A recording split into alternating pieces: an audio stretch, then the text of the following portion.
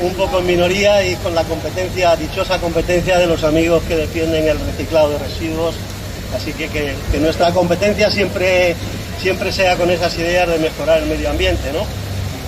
Hoy tenemos ausencias importantes como la de Ildefonso, que para bien suyo le ha salido un viaje y por lo tanto le hemos animado a que no lo desperdiciara. Y luego otras personas como Antonio o Juan que tienen algún problema sanitario y que esperemos que en breve pues estén otra vez con nosotros, ¿no? Entonces vamos aprovechando esas deficiencias, vamos a intentar hacer una reunión más abierta, que podáis participar mucho más y apuntando simplemente 5 o 6 cosas que parecen de interés y que están pasando en estos momentos, ¿no? Una, queremos enseñar, es importante, esta portada del diario ABC, ¿no? Cada día nos sorprende con una portada parecida y fijaros que aquí habla de la brecha generacional se agranda, los jóvenes pierden renta y los jubilados la aumentan. Esto es una clara ofensiva que está habiendo para querernos enfrentar a los jubilados con la población trabajadora y con los jóvenes. Es un titular absolutamente manipulable y además es que es mentira, porque luego en el interior vemos un poco que los datos que da pues no se corresponden con esa lectura, ¿eh? Pero suponiendo que fueran datos buenos, lo importante es que intentan hacer ese enfrentamiento y no analizan ni dicen que la causa de esa diferencia es realmente el que desde la crisis del 2008 los salarios han bajado enormemente, las condiciones laborales de los jóvenes son terribles, a veces trabajan 10 horas diarias por ganar 800 o 900 euros, porque ya lo de mileurista es un éxito, y ellos no analizan eso, simplemente dicen, y es verdad, que los jóvenes cada vez tienen una renta más baja, que no les permite acceder a unas viviendas cada vez más caras, y que, sin embargo, los jubilados pues sí que tenemos una renta mayor.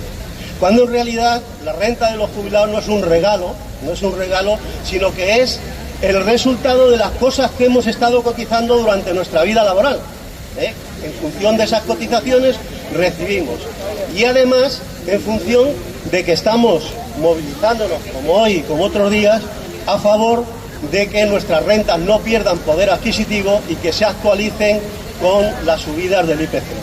Bien, pues esto, que es una cosa normal, lo quieren presentar como un enfrentamiento para que si nos tenemos que pegar, nos peguemos los jóvenes con los viejos, los parados con los que trabajan y cosas de esas, sin mirar realmente a dónde está el problema, que el problema es arriba, que cada vez hay una concentración de empresas mayor, ahora ya está la fusión del Sabadell con el Bilbao, de grandes empresas industriales, de grandes empresas bancarias, de grandes fondos de inversión, que son insaciables, cada vez quieren ganar más y cada vez quieren pagar menos y cada vez quieren que se trabaje más y en condiciones más precarias, en trabajo temporal, en condiciones laborales peores incluso que las de hace 20 o 25 años. Y entonces esta es la batalla ideológica, que además, el otro día escuchando a una amiga mía, no es un problema de que sea ahora, es que muchos de vosotros habéis negociado convenios colectivos cuando estábamos en activo y nunca era un buen momento para que las empresas subieran los salarios. Si habían tenido un año malo, pues claro, como ha tenido un año malo, ¿cómo te voy a subir el salario?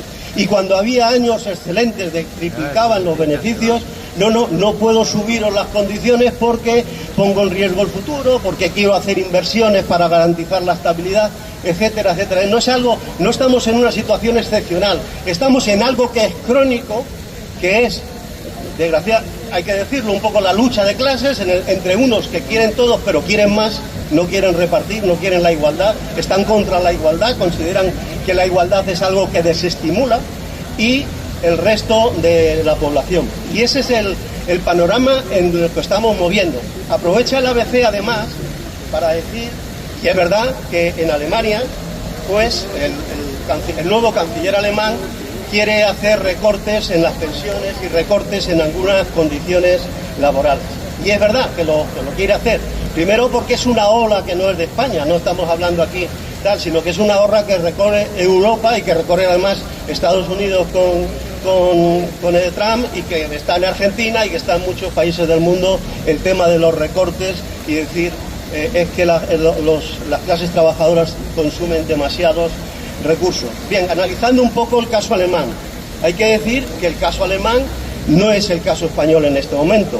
En este momento, de hecho, incluso ayer venía en La Vanguardia que dos agencias de calificación, la Fitch y la Moody's, estaban diciendo que España reconocían la fortaleza de la economía española, que era una economía pujante, mientras que la economía alemana, por culpa del efecto de la guerra, por culpa de que en vez de poder comprar combustible barato a Rusia por la guerra de Ucrania, se lo tiene que comprar a Estados Unidos, que es mucho más caro, por culpa incluso del tema de la competencia de los coches chinos en los temas eléctricos, está efectivamente atravesando una crisis económica seria, pero que no es nuestro caso. No hay por qué justificar los recortes en España porque los practique Alemania. Cada uno tiene su economía y cada uno sabe lo que puede hacer o no. Entonces es simplemente, y yo ya voy a acabar para dejar a mi compañero que intervenga y sobre todo para todos vosotros, es simplemente decir la importancia de que tengamos claro estas cosas, que aunque veamos los titulares de la ABC o las cabeceras de Telecinco, de Antena 3, diciendo que las pensiones parece casi que nos quieren hacer culpables, no es así, es un derecho. Y lo que tenemos que decir es, oiga, busque usted dónde está si es que no hay dinero, busque usted dónde están las causas de no haber dinero, que es en que cada vez recortan más los impuestos a las grandes fortunas. Lo ha hecho Juanma Moreno aquí en Andalucía, quitando los impuestos de sucesiones, regalando impuestos a las personas que más tienen y a los que menos, y haciendo aportaciones de miseria a bienes sociales, a las pensiones complementarias, etcétera. Otra ola también está en estos momentos, y es terrible porque la estamos sufriendo, sobre todo nosotros que tenemos más necesidades médicas, son los terribles recortes que se hacen en sanidad. Ellos dicen que no, ellos dicen que realmente que cogen el Excel de los presupuestos de la comunidad y dicen, mire, si hay más dinero en sanidad. Pero ¿cuál es el problema? El problema es primero una gestión horrorosa de ese dinero. ¿Cuál es el problema además? Que mucho de ese dinero está pasando a empresas privadas de sanidad, que parte de ello lo transforman en beneficios empresariales y no en beneficios para los enfermos. ¿Qué está pasando también? Que ese traspaso a la sanidad privada hace que la sanidad pública sea la que se quede con los casos, entre comillas, difíciles, que las empresas privadas no quieren atender. Son los casos más costosos, en medicamentos, en tratamientos, etcétera. Por lo tanto, lo que sufrimos en nuestras carnes, por mucho que ellos digan, oiga, no, que no recortamos los presupuestos, es que hoy, si coges el teléfono y con esto de los servicios de citas pides una cita a un médico de cabecera, raro es que la tengas antes de una semana. Pero ¿cómo puedes esperar con un catarro o con un dolor de estómago o con una infección de orina? ¿Cómo puedes esperar una semana para ir al médico de cabecera? No digamos ya luego si hablamos de los tratamientos, de especialidades, operaciones quirúrgicas y tal. Andalucía está a la cabeza del retraso y de los enormes plazos, pero a veces multiplicando 3 veces el plazo que se da en Andalucía para atender a un enfermo al que se da en Madrid o en Cataluña o en el País Vasco para los mismos sitios, incluso gobernados por partidos de derechas también. No necesariamente tiene que ser que es que unos lo hacen bien, tal. Entonces, esas son las cosas que tenemos que estar muy atentos. Y hay que seguir muy atentos con las movilizaciones. Ahora ha pasado un episodio en el País Vasco importante. Por ejemplo, los jubilados habían recogido 100 y pico mil firmas, los jubilados en el País Vasco, para hacer una ILP, o sea, una iniciativa legislativa popular, para que se debatiera el que se incrementen las pensiones mínimas, por lo menos hasta el salario mínimo interprofesional. Y la ILP ha sido rechazada en el Parlamento. Se ha aceptado porque no pueden rechazarla, porque lleva infinidad de siglas absolutamente legales. Incluso PNI y PSOE han dicho, ustedes han trabajado mucho, pero es que esto no es competencia nuestra, y ni siquiera se han dignado a discutir por qué habría que hacer esa operación. Podría parecer una derrota, podría parecer que recoger esas firmas no sirve para nada, y sin embargo no es así, porque está muy claro que es vigente y que sirven las movilizaciones que hace la gente para parar, a lo mejor no siempre al 100% como quisiéramos, pero para parar enormemente la ofensiva de recortes que intentan hacer. Y esto lo estamos viendo en Francia. Las protestas en Francia han acabado con el primer gobierno de esta legislatura y han puesto otro primer ministro también conservador, de estos neoliberales. Sin embargo, lo primero que ha dicho, ojo, yo no voy a hacer recortes, si los hago será pactando con la gente y tal, porque tienen miedo a esas movilizaciones. Por lo tanto, invitaros a seguir participando de estas cosas, a participar en las movilizaciones que va a haber de sanidad en Jaén por la educación, aunque se ha quitado la del día 8 de octubre como una especie de esperar a ver si realmente la Junta de Andalucía da alguna respuesta, pero todas esas movilizaciones son importantes porque sí consiguen cosas y sobre todo ya en lo personal nuestro son importantes porque nos dicen estamos vivos, nos preocupa lo que le pasa a la gente y estamos luchando por ello. Solo recordar, mientras que algunos animáis a intervenir, el día 4 de octubre, además saliendo de aquí, desde la Plaza de Santa Margarita, va a haber una marcha hasta el Ayuntamiento para exigir una vez más el fin del genocidio en Gaza. Yo creo que mientras que estamos hablando de estas cosas que son muy importantes, está pasando algo terrible en el mundo y es la masacre de un pueblo de la manera más gratuita y sin de la manera más violenta, más... Es que yo creo que a todos vosotros os pasa, ya se te acaban los adjetivos, ya casi hasta ni quieres ver la tele del hastío que supone ver esos niños, esas personas, esos padres, porque a veces hablamos solo de los niños, pero la muerte de un niño es terrible, pero ese niño a lo mejor incluso ya es huérfano porque ha matado a su padre, o ese padre que le han matado a un hijo, y es terrible, a veces duele, pero hay que seguir, tenemos que seguir recordando que Gaza está ahí. Y mientras haya un gazatí vivo tenemos que intentar defender su vida, defender su dignidad, defender su libertad. Por lo tanto os invito a que el día 4, pues desde aquí yo creo que saldrá una manifestación para el Ayuntamiento para decir nosotros nos sigue doliendo Gaza y seguimos luchando por Gaza. Y Ucrania, dice el compañero que Ucrania también. Desde luego... sí, vamos, si quieres te dejo hablar, si quieres te dejo expresar sin problema, sí, pero yo te explico, si como me lo has hecho quizá como una pregunta personal, te la contesto. Nosotros estamos absolutamente en contra de la guerra. La guerra siempre la pierden los pueblos. El pueblo ucraniano está perdiendo la guerra, el pueblo ruso está perdiendo la guerra con más de 300.000 muertos y se están forrando las empresas de armamento. Uno de los temas que nos quieren vender estos días, y digo vender porque yo sinceramente hay datos de gente que entiende 10 veces más que yo, que no lo acreditan, que es que parece que Rusia mañana nos va a atacar, Y entonces se están justificando los recortes porque tengo que invertir en drones, porque tengo que invertir en aviones, porque tengo que invertir en tanques. Como veis, las guerras siempre justifican el que la clase trabajadora de cada país sea la que sufre y la que pierde en las guerras. Desde luego yo estoy en contra de la invasión de Ucrania por parte de Rusia y estoy en contra de lo que está pasando allí. Pero estoy en contra de todas las guerras y yo creo que estamos los que estamos aquí igual. Pero quiero que no aceptes que es un paralelismo. No es esto igual que esto y además no es una guerra de cartas. Mira, yo mato en Ucrania y tú matas en Gaza. No, eso no es así. Estamos en contra de todas las guerras, pero lo que está pasando en Gaza no es una guerra, aunque lo quieran vender. La guerra a Israel, jamás, no.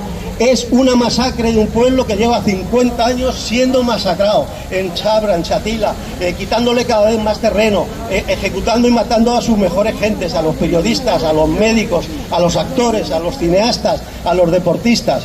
No es una guerra. O sea, cuando hablemos de Gaza, por favor, no hablemos de Ucrania. No tiene nada que ver. Que hay que condenar de Ucrania, yo el primero. Que hay que condenar la guerra, yo el primero. Pero no hagamos paralelismo porque no lo hay. Lo de Ucrania, yo creo que en el mundo no tiene ni un solo ejemplo que pueda decirse que permita justificar lo que está pasando allí. Dejo que otras personas... no atacó a Rusia.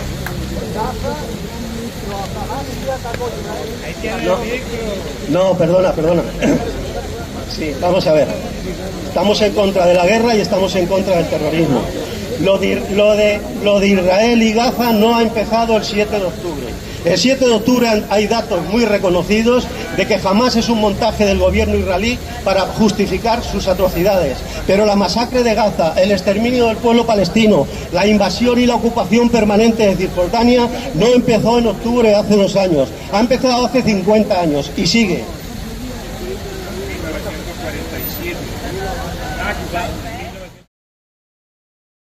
Decía que puntualizar 2 cosas. Estoy totalmente de acuerdo con lo que dice Ildefonso, ya la mente falla. Pero pero dos puntualizaciones. Una, ha mencionado que esto desde octubre no.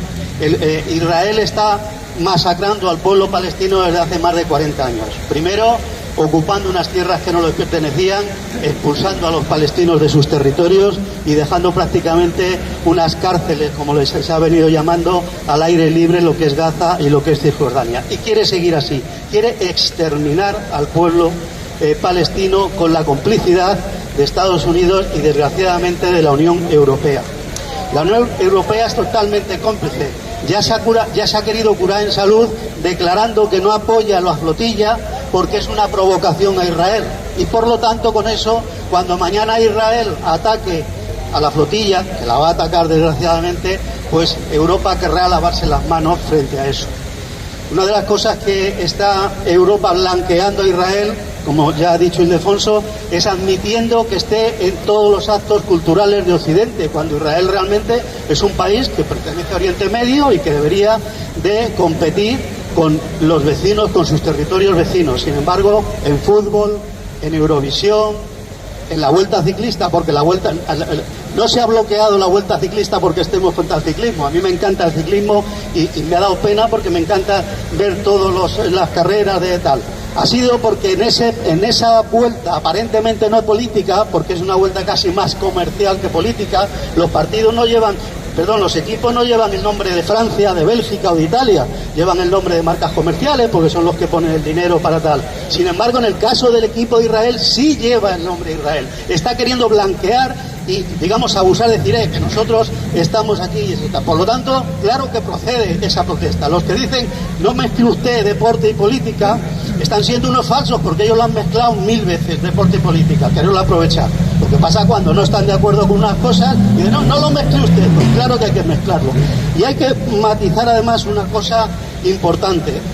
Por supuesto que nos afecta en la parte emotiva que decía Ildefonso de hacernos daño hasta la obscenidad, tanto dolor que se está haciendo pasar a un pueblo.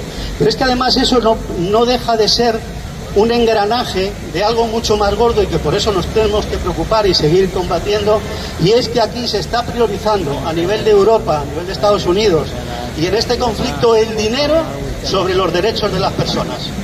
O sea, lo que se tiene, ¿por qué no se rompen relaciones con Israel? ¿Por qué no se tiene? Porque Israel es muy poderoso, está implicado en a veces cuando yo leo las listas de las empresas que hay que boicotear, digo, bueno, entonces ¿qué cómo? Porque están en todos los elementos productivos, tienen poder. Y eso es lo que hace que Europa se esté rindiendo a los intereses del dinero frente a los intereses de la gente. Y eso nos afecta a nosotros, porque esa política de poner por encima los beneficios empresariales de los derechos de la gente, luego se va a aplicar también en nuestras pensiones, en la seguridad social, en la educación, etcétera. Por lo tanto, es un conflicto que no está aislado, no es algo que esté allí, sino que está metido en la esencia del sistema que tenemos, y por eso nos es muy importante, como ha dicho Ildefonso, y ya acabo, el manifestar que nosotros estamos por los derechos humanos, que nosotros estamos por la defensa de la gente más débil, que nosotros estamos por garantizar la sanidad, las pensiones, la educación, y todo eso es la lucha que tenemos que seguir manteniendo, y que por eso yo creo importantísimo que sigamos en esta reunión y en la manifestación que va a haber en Madrid, etc.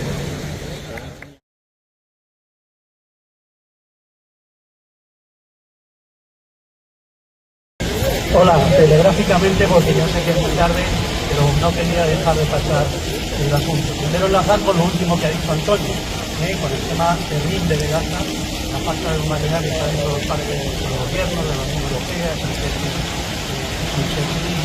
Estados Unidos, ¿no? Y decir que tenemos que estar atentos porque sabéis que hay una flotilla que está yendo para Israel, y estoy convencido absolutamente que Israel no va a dejar que esa flotilla se aproxime a menos de 20 millas del territorio palestino. Y por lo tanto tendremos que estar atentos a qué movilizaciones vamos a hacer para protestar por los ataques que se van a producir sin duda. Ya Estados Unidos ha dado barra libre a que se puede atacar a los enemigos donde quiera, como ha atacado una supuesta narcolancha venezolana y otras cosas. Entonces simplemente lo tenemos aquí. Tres cuestiones muy telegráficas. Tres ideas de hoy, de abrir hoy la prensa, ¿no? Una mala, una no lo sé y una buena. Voy a empezar por la mala. La mala, en mi opinión, es que inexplicablemente Vox sigue subiendo las encuestas a costa del PP. Y uno no se lo explica, porque dice, ¿qué nos queda? Pues nos queda la palabra, la razón, pero eso no vende. ¿Os dais cuenta? Yo lo digo por mí mismo, no por vosotros. Yo no me sé el nombre de ningún periodista democrático en las Cortes, pero sí sé cómo se llama Vito Quiles, porque insulta, sí sé cómo se llama el otro, el negro, el no puede ser, porque insulta. Es decir, lo que vende en la prensa es el insulto. No es el argumento, es el mensaje a estas cosas. Y eso nos está pasando. Pero no solo en la prensa, digamos, de esta marginal de ultraderecha, es que cogéis las portadas de la ABC, o del Mundo, o de La Razón, o veis los telediarios de Antena 3 y Telecinco, veis que eso es lo que me parece tremendamente nefasto. Hay una noticia a la que digo que no lo tengo claro, y es que parece ser que hoy posiblemente se vote en Francia la continuidad del gobierno fiscal de Macron. Posiblemente lo pierda. Digo que no lo tengo muy claro porque no sé si la salida va a ser que entre la ultraderecha también en Francia, o porque luego no veo que vaya a haber una salida progresista allí. Por lo tanto, es una noticia que la dejo, digamos, en su cuarentena desde su valoración. No vaya a ser una buena la historia de tener solo un minuto más en muy rápido. Y es que ayer se llevó un varapalo impresionante, una derrota absoluta y una derrota absoluta. Y eso me parece muy importante, ver lo que ha hecho Milei o qué hacía Milei en Argentina. Milei en Argentina ganó como aquí puede ganar el tema derecha. Voy a coger una motosierra y a cerrar todos los privilegios de la gente que está llevándose la cabeza de los gastos públicos. ¿Cuál ha sido realmente la acción de Milei en Argentina? Un desastre económico total, recorte en las universidades, recorte en la sanidad, recorte totales en las pensiones, que ha obligado a los pensionistas a manifestarse a la calle, y la respuesta de ese gobierno tan libertario, tan liberal, ha sido el machaque absoluto, violento, sobre las manifestaciones de los pensionistas, y han recortado incluso en las ayudas a los dependientes, o sea, a la gente que va en silla de ruedas, a la gente que está impedida en unos recortes terribles. Y eso es lo que va a pasar, y eso es lo que le tenemos que explicar a la gente. Mira, los que te dicen que van a acabar con las paguitas, acaban con las pensiones, acaban con las ayudas a la gente que tiene menos derechos, acaban con el respeto a los mujeres de los derechos de igualdad de los mujeres. Eso creo que es una buena noticia, que ya los argentinos parece que se han dado cuenta de eso. Por otra cosa muy importante, que yo creo que ha tenido mucho que ver en esta discusión, y es que esa gente que decía que venía con pureza a defender, a luchar contra las corrupciones, han resultado ser los más corruptos. Y la propia hermana de Milei está metida, veremos luego, porque aquí está por el judicial como aquí, en manos de la ultraderecha, veremos cómo sale, pero está metida hasta las cejas en los temas de corrupción, de llevarse dinero precisamente de las ayudas a los usuarios, llevarse comisiones. Por lo tanto, eso es lo que tenemos. Nosotros no sabemos gritar, nosotros no sabemos disfrutar, nosotros tenemos que dar argumentos. Los argumentos es cuando la barba del cocino todo el gasto que hay hoy, la fuente, debería haber puesto ahí.